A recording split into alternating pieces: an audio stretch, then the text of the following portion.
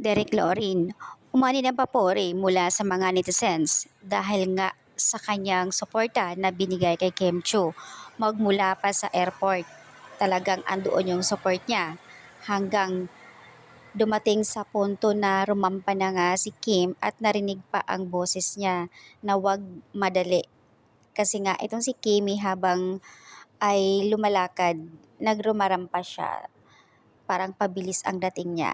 So, isang netizens na nagsasabi na talagang makatatay talaga itong si Kimi. Super proud naman din kami as a Kimers. Kaya natutuwa din kami kay Direk Loren na talagang andoon yung support niya kay Kim Chu ever since naman talaga noong PBB pa. So ayan guys, ang update at sa isang post naman kasi ng admin nakikita doon na talagang sa loob ng car at si Miss Edith kasama doon. In fairness naman kay Miss Edith, hawak din niya si Bel Mariano and Kim Chu.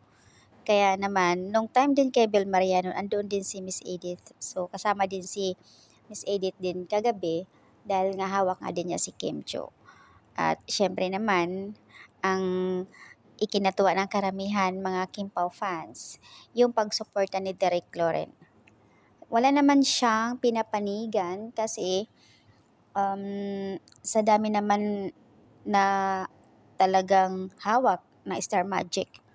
Pero noon pa naman talaga as in si Kimi, parang tatay-tatayan na rin niya kasi si Derek Loren.